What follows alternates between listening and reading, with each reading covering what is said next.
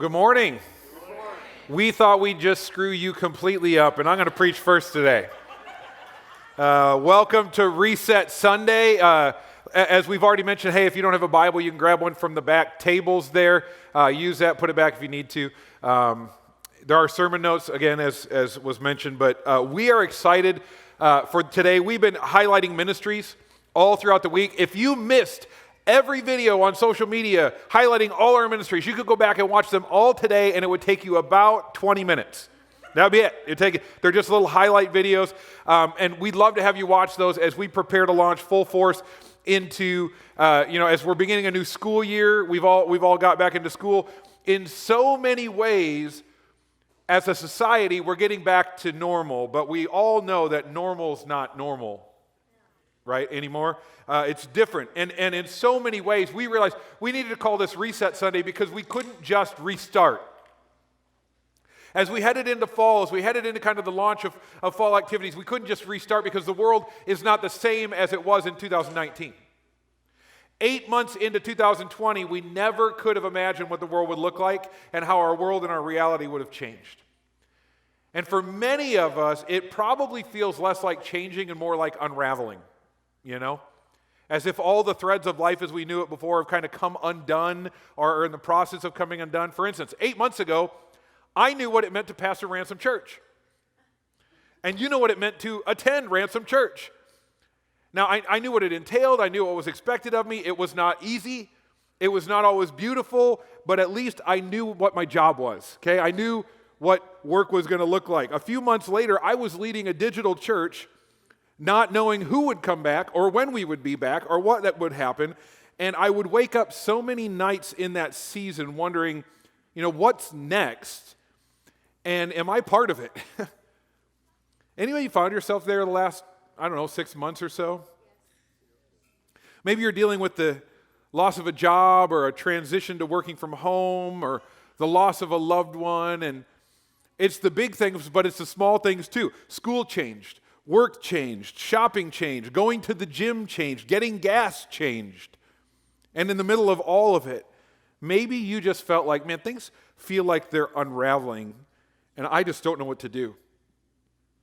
If you found that yourself there, I want to remind you of something as we dive in today. God is in the midst of the unraveling, okay?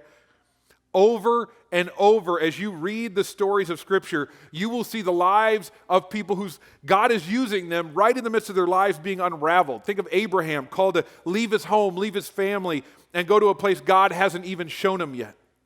Think of Moses asked to lead the Israelites out of Egypt. Think of Joseph, who gets a vision from the Lord about this beautiful future, and then he gets thrown in a pit by his brothers, sold as a slave, eventually ends up in prison for a crime he didn't commit.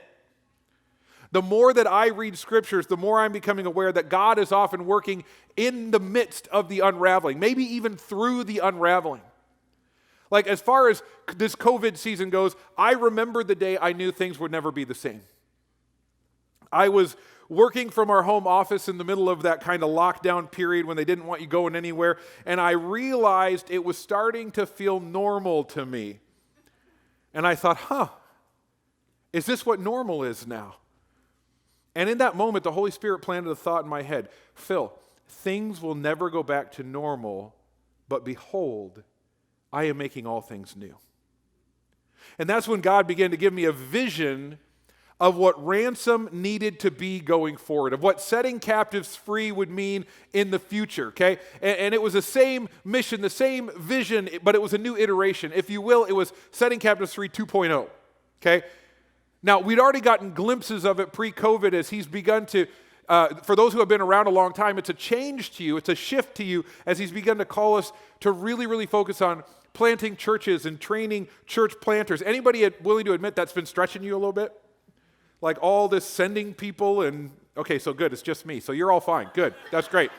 Well, God began to pull back the curtain for me a little bit on what the future was going to hold, and to be honest, I almost didn't make it through.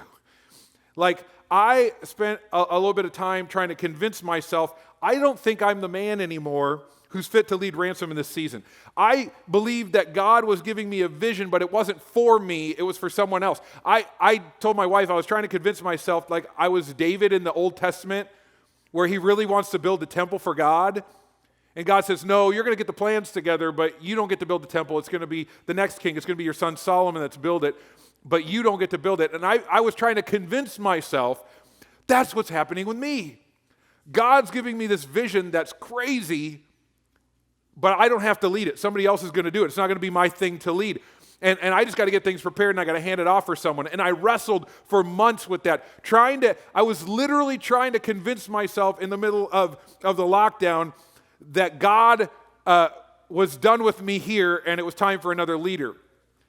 But God has made it very clear he's not letting me out from under his thumb. So if you were sitting here and you happen to be in the camp that would be excited if I was going away, sorry to bust your bubble, I ain't going anywhere, okay? And God will, thank you. And God won't let me because we have so much yet to do. We have so much yet to do. And so today is going to be all about our vision. Now, if you know what our statement of vision is, shout it out. We exist to do what? To set captives free. Yeah. What are our core values? We want to help people worship free, live free, and serve free. That's who we are. My question is, what does that mean today? That's what I want to look at. For 11 years, those have been local church statements only. They've been the vision for the Ransom Church. And yes, we had global impact and all of this and that, so it wasn't just local, but they've been about the Ransom Church. Well, in the last year, that's been changing. In the last year, that's been shifting from just a local church mindset to a bigger kingdom mindset. And so our vision hasn't changed at all. It's just expanding far beyond what any of us have ever envisioned. And today I want to kind of give you a peek behind the curtain and bring you into that vision and give you kind of a short vision reset, as it were, if that's okay.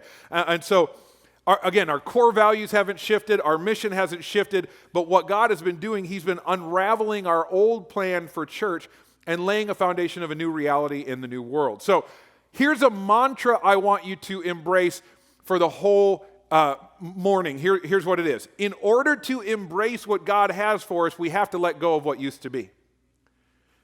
Okay? I need you to say that with me. You ready? In order to embrace what God has for us, we have to let go of what used to be. Now, you may not have owned it yet, but at least you said it, so we're all on the same page.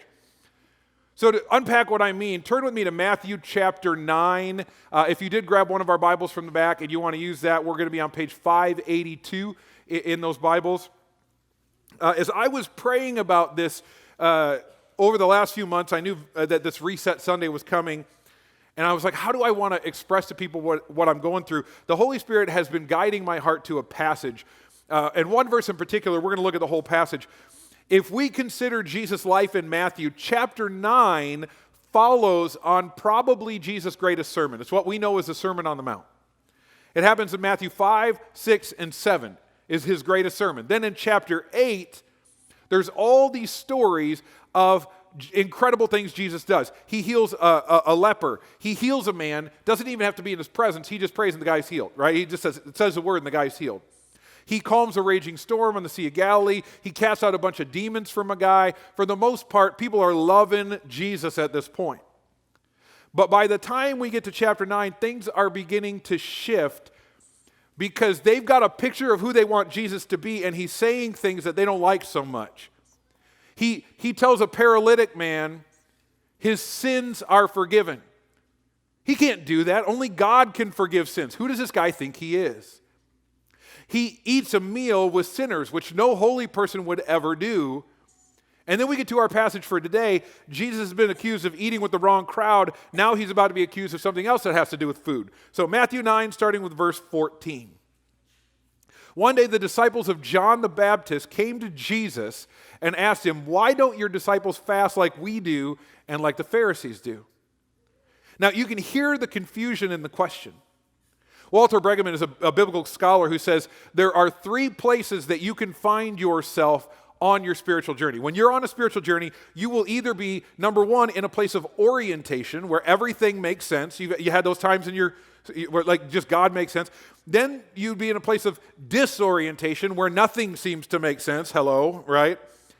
And then finally, there's a place of new orientation where you begin to get a picture of the new thing God is doing and you see things with fresh eyes. Well, this parable, this story, that I'm about to tell you, is happening, this event is happening in a sense of disorientation.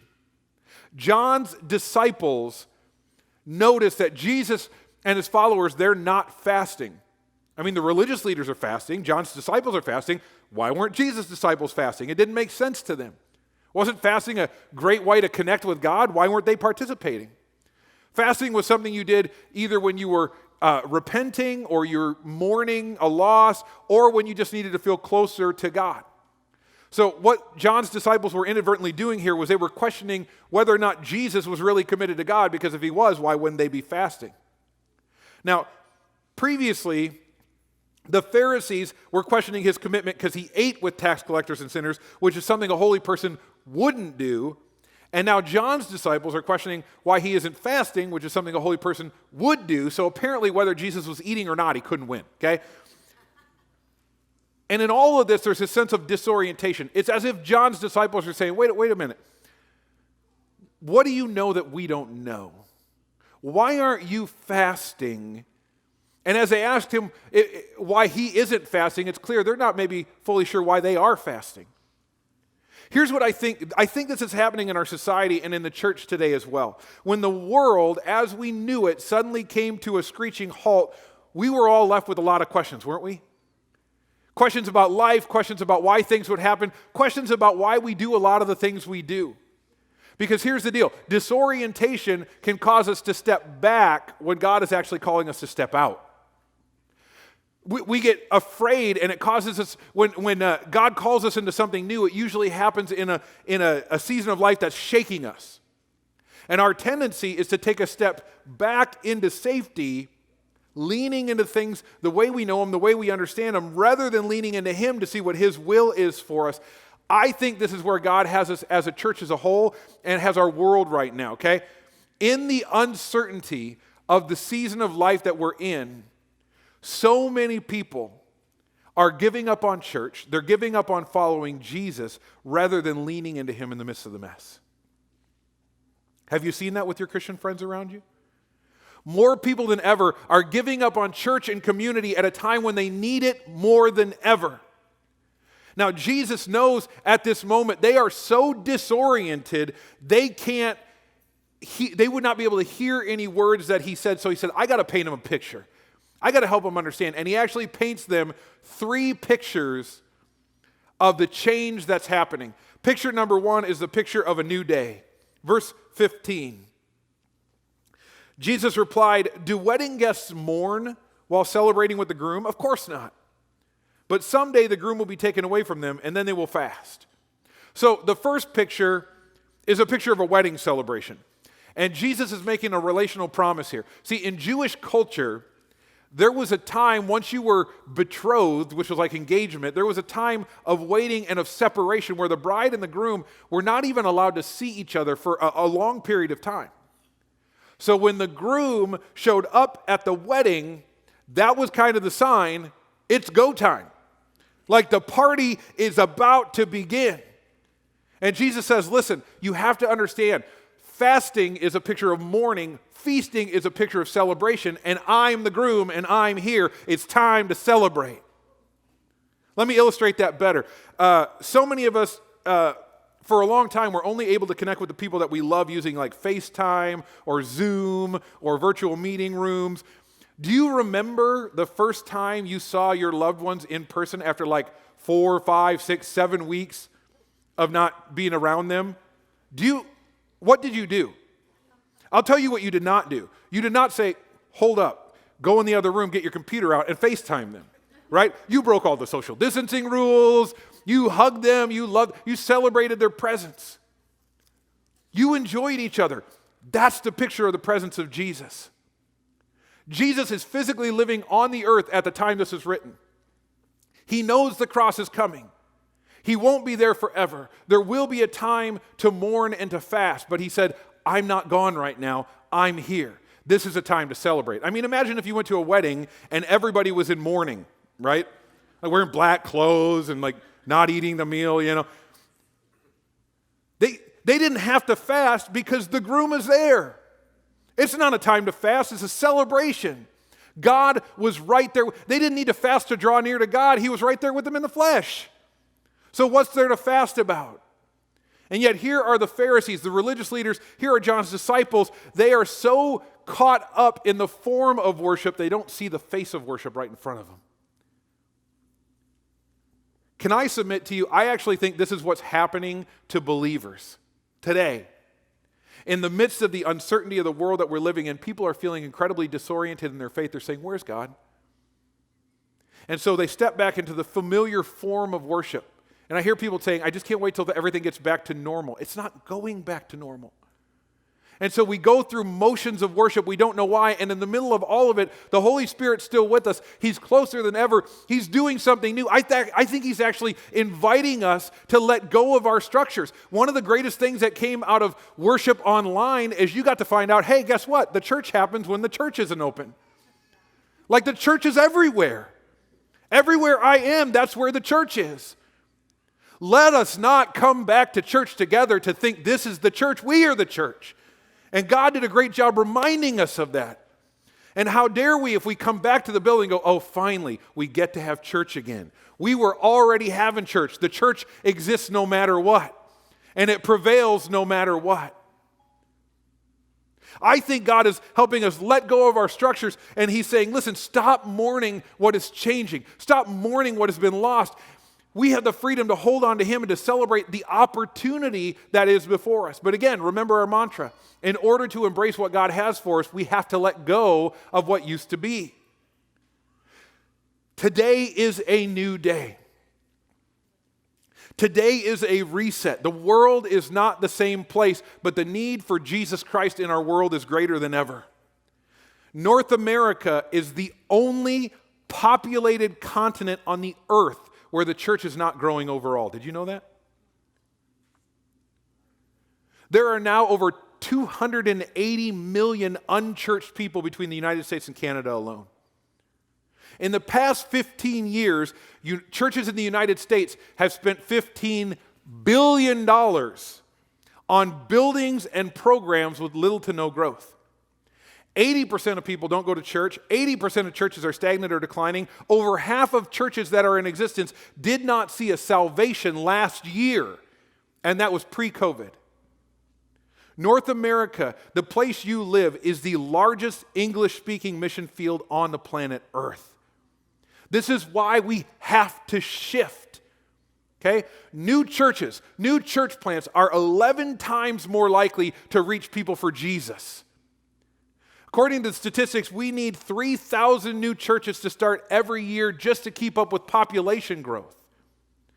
Now, that's not minimizing what God's been doing at Ransom. In the last 10 years, if you've been on this roller coaster ride the last 10 years, you know it's been a trip, right? It's been incredible. But in the time that we've existed, the last 11 years actually, the number of people in Sioux Falls who claim zero religious affiliation has doubled. Okay? In 2008, when we started, the population was approximately 155,000, and 32.5% of Sioux Falls said, I have zero religious affiliation. Today, the population is closer to 185,000 plus, maybe 200,000, and 58.2% of people say they have no church affiliation. That's 25.7% worse than when Ransom came. Let me put that in perspective. That's 50,000 more people in Sioux Falls who are not in church. That's 750 more teens at my teen school who are not being raised in church. That's 300 more kids at Tucker's elementary school who are not being raised in church. That's 700 people who used to call Ransom Church who call nothing church anymore. You understand this? It's a new day. It's a new world. And they need Jesus. We have to be ready. Which leads to picture number 2, the picture of a new work. Verse 16, Jesus says, besides, who would patch old clothing with new cloth? For the new patch would shrink and rip away from the old cloth, leaving an even bigger tear than before. Now, can I be honest with you? I've never understood that passage. I mean, a little bit, like, okay, yeah, I kind of get that. Why did he share that? What I didn't understand is that this picture is actually there to tie the first picture and the third picture together. That we're still talking about a wedding. What do you wear when you go to a wedding? What should you wear, rather, when you go to a wedding? I perform a lot of the weddings that I'm at. I actually, facilitate the wedding. And so for me, it's usually a suit and tie. It's basically the only time you get me in a suit and tie. But here's the point. The garment you wear to a wedding is different than the one you wear every day. To the Pharisees and John's disciples, they were both holding on to an old way of thinking about how we relate to God, and Jesus shows up and he blows up their paradigm. And he starts to do a new thing. This isn't a call to patch an old work. What Jesus is saying is, it's time to change your clothes altogether. Because what you were wearing won't fit for where we're going, okay? And this picture of new clothes is a picture Jesus uses often, that the scriptures use often to kind of paint a picture. Genesis chapter 3. After Adam and Eve had sinned, they tried to sew together fig leaves to cover their own shame, and instead it says God made what? He made new garments to cover their shame. In the same way, Jesus is offering them a new garment, okay? We know from the Old Testament that the old way of doing things would never be good enough to cover up people's sins forever. And so Jesus is inviting them, cast away that old way of thinking and instead put on this righteousness. I love the picture that N.T. Wright paints about this verse. He said, Jesus' kingdom movement did not look like what people expected a kingdom movement to look like. Did you know that? The passage is full of questions to which the answer was, because everything's different now. Do we know that Jesus changed everything? Are you sure? Do you know that Jesus changed everything? You seemed unsure to me.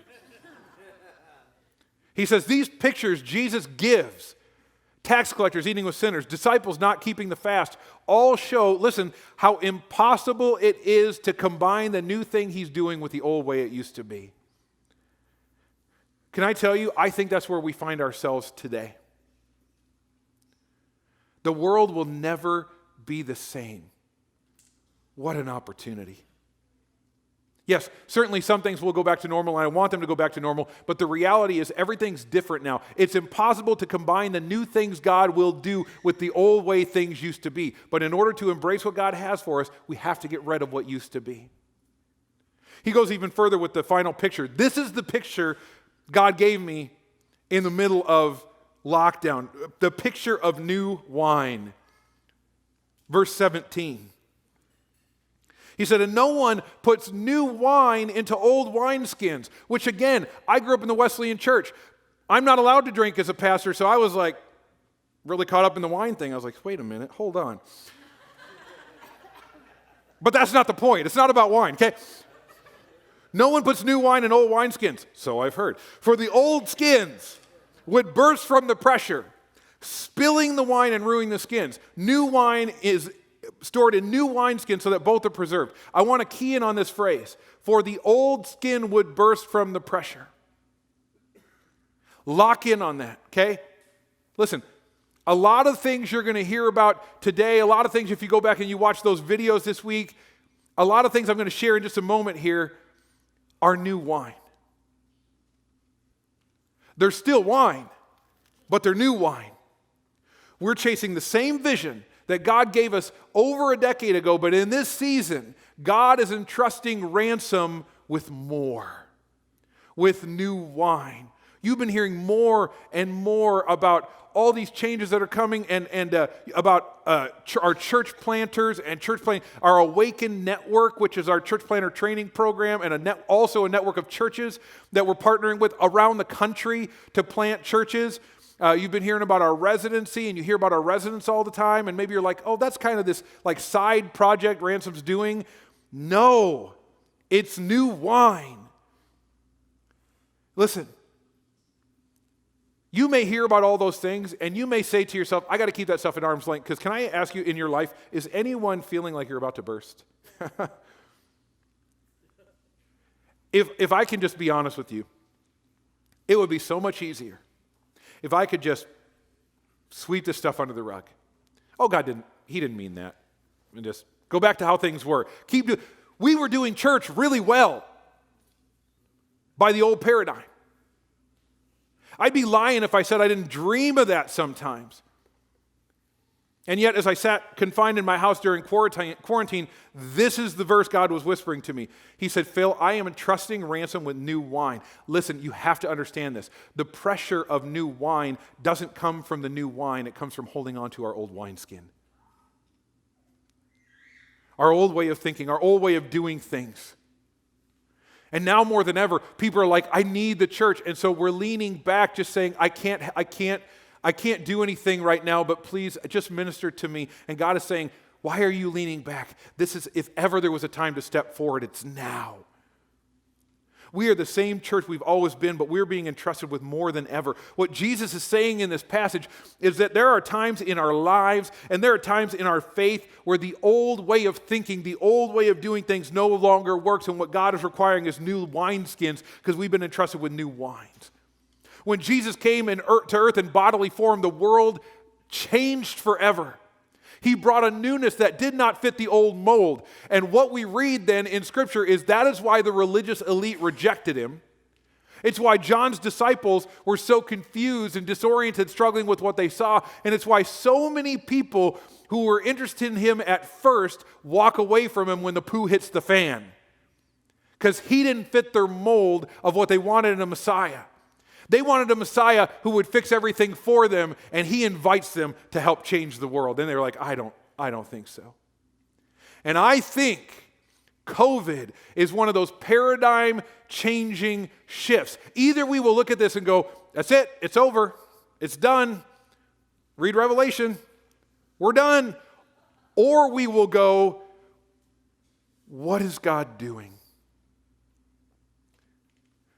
Within every tragedy is a great opportunity. If you look historically at the church through hundreds and hundreds of years, you see revival on the backside of tragedy. The world is ripe for revival, but it will take a paradigm shift. And I recently read there are three types of churches right now. Those who have taken their foot off the gas completely, those who are just in survival mode, and those who are understanding the opportunity that is before us and are leaning in. Guess which one Ransom is? I believe God has called us to this opportunity. But in order to embrace what God has for us, we have to let go of what used to be. We have to be okay with the fact the world's not the same. And so I want to get practical with you. Let's start by defining what hasn't changed. And I've kind of hit on these. First, our vision has not changed. We still exist to set captives free. We believe that salvation is a starting line, not a finish line. That has not and will not ever change. Second, our core values haven't changed. Worship free, live free, serve free. This is what we do. We want to achieve those things, but there's a purpose statement. We want to help people worship free, live free, serve free, so they can be set free to be who God made them to be. We're still about people finding their identity in Christ. And we can't go where God wants us to go in the future unless we bring that part of the statement out to light. I want you to be who God made you to be and quit sitting on your butt. That's what it's going to take to reach a broken world. I almost said a bad word. I said but I almost said a bad word. And I'm only saying that because that's how passionate I am. Okay? Third, our external focus hasn't changed. We've always been committed to kingdom expansion. I don't know, many of you may not know this, but did you know that we've been committed to taking our walls beyond our building? We give the first 10% and usually more of everything that comes in right out our doors for kingdom impact.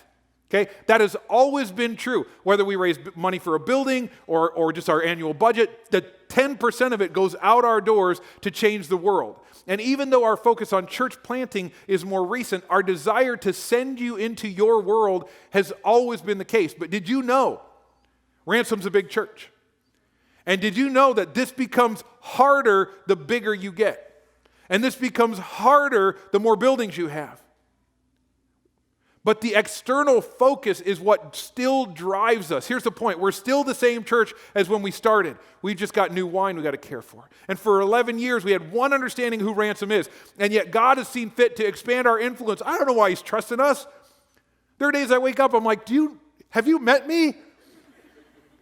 And there are just certain things that must change about the wineskin that is at Ransom Church in order to unleash what we sense God doing. Here's the shift that needs to happen. We need to shift from a lake to a river mentality. When you are a lake, success is defined by accumulation. The bigger the lake, the better. When you are a river, success is defined by rate of flow in and out. Success can't be about how big the lake is anymore. One of my friends and a pastor in Long Beach named Larry Wackemeyer says it so well. He says, lakes are beautiful, but rivers are powerful. Lakes are beautiful, but rivers are powerful. This is the shift God's asking us as a church to make. It has been unbelievable. Whether you've been here a year or 5 years or 10 years, it's been unbelievable to watch what God has done. What God has done at Ransom Church in the last 11 years is beautiful. It's a miracle. But he's calling us into a shift from beautiful to powerful. And that miracle, folks, it will come at a cost. It would be easy to fall in the mindset, we've done it already. Like what God has done in 11 years is astounding. But can I be honest? It's exhausting. So I was trying to talk myself out of this. I mean, I thought about where he brought us already, and he's like, hey, guess what we're going to... I was like, say what? Come again? Can I just go pastor a rural church of 50? And that would be amazing. The temptation is to be like, have we not done enough, God? As if we did it, right? Have I not done, God, I've worked really hard. Can't I just relax? Don't I deserve a break? Did you hear the statistics earlier? No, we don't get a break. How lost is our world? There is so much work left to do. Over the last year and a half, I've shared this a couple times. When God whispered to me, Phil, I did not build Ransom to be large. I built it to be leveraged. This is what he was talking about. He's calling us into a new season. So what does that mean? Let me give you some examples of some shifts we all need to make together. Okay? Shift number 1, we need to change our limited focus. We have to stop thinking local and start thinking kingdom. Like, I'm super glad that you love it here. I've had so many of you tell me, I'm so glad to be, back. And I am too. I'm super glad you love it here. Here's the problem. You know where the lost people are? Not here, right? I mean, some of them are here, welcome. But most of them are still like, people who just desperately need Jesus right now. And setting captives free will require something for all of us. So here's the reality. If you are still called to be part of Ransom Church, hear me here. You are either called to go or you are called to send. There's no place left to just attend. You're either called to go or you're called to send. There's no place left to just attend. God is going to take us out of our comfort zones and literally transplant us. Some of us are going to be transplanted with a church planting team. And if God has been stirring you, he's been calling you, and you've been ignoring it, please stop running from it. Lean into him. Let him lead you. Maybe that's the God-sized adventure you need in your life right now. Some of you are called to go with the church plant, but most of you are probably called to stay here, which means if you aren't called to go, you're called to send. What does that mean? Well, it's not a passive role, it's an active role, which means there's no room for you to not do anything anymore. We have to step up, we have to get involved, and not just worship, but be a worship leader out in the congregation as you worship. You're not just a disciple, you got to be a disciple maker. You're not just an attender, you're a part of this team. Now, these aren't different than what we've been harping on for years. This is why we've been harping on them, because we need you to do what God is calling you to do. We need you to get in the game. You're part of a church that is a sending church. We need you to start discipling someone or leading a group or attending a group or leading a ministry and training up the leaders under you and then deploying them to plant church teams. We need people in all of our ministries, guest services, kids, everything, like training others around them and then sending them out and training them and sending them out. Because we exist to set captives free to be who God made them to be. Here's who God made them to be. Disciple makers, church planners, and kingdom builders, not gospel consumers. We got to change our mindset. Number 2, we got to expand our limited mindset and way of thinking. If there's one thing being a sending church requires, it's an unbelievable amount of flexibility.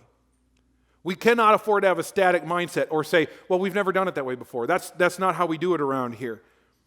You got to think of yourselves as we are explorers with a map, and the map is great, but what God is calling us to is off the map.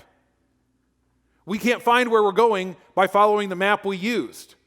Robert Quinn in his book Deep Change puts it this way. He says, as we experience success, we change. And so does the world. A map we have used in the past might be of limited value in new territory. In a new situation, if we cling to our old map, we might become deeply frustrated. What we fail to see is that our success by the old formula is like a map that has guided us to the edge of known territory. We cross a line into new territory, and when we try to apply our old map there, strange and frustrating things happen. That's the danger of a limited mindset. Where God is taking us is all new territory. Okay? And when we bump up against our old map, our old ways of thinking, we can't let the map keep us from taking new territory. It's the map that needs to go, not the mission. And if what I just said gave you a panic attack, you still have some letting go to do. Number 3, we need to change our limited definition of family. One of the things I love most about this place is that we love each other. That I actually love you. Like, I actually love you.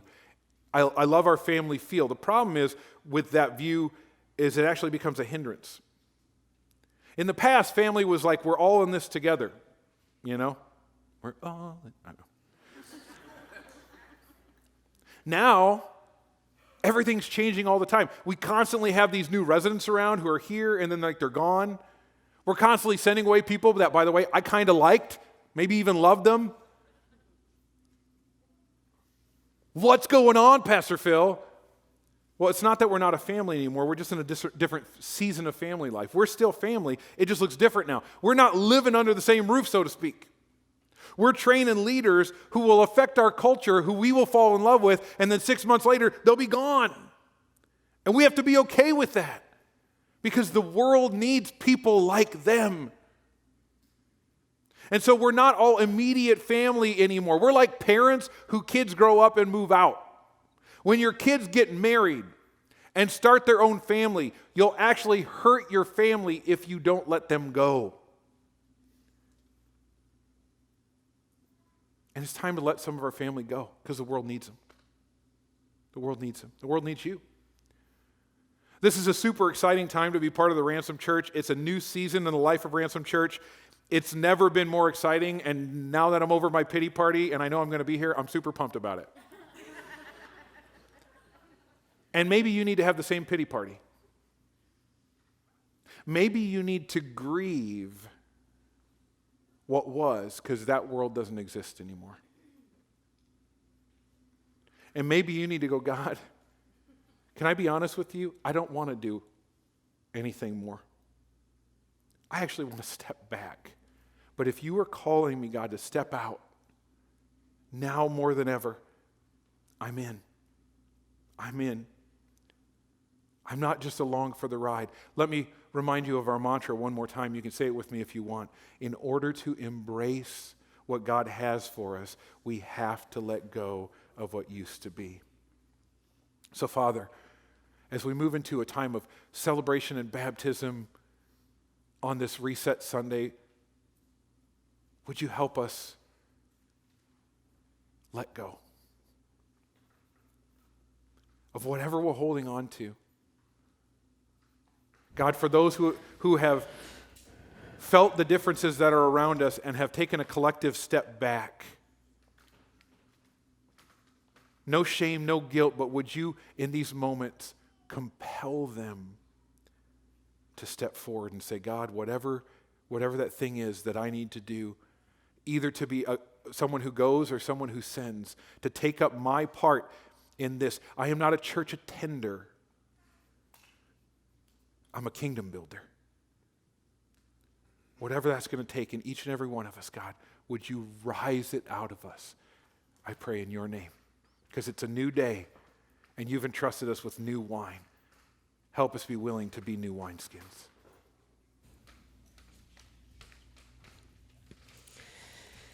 So the reality is that things are changing. For so many of us, things in our lives over the last 6 months have already completely shifted and changed, and we're living in that reality. And maybe in this season, you've been feeling a little disoriented. I actually think that I think that's okay. I think it's pretty normal for us to feel disoriented when we walk through something like we've all been walking through. For some of us, it's a collective disorientation. For others, like there are individual things that you have walked through in this season that have disoriented you. And Hillsong has a song that's called New Wine.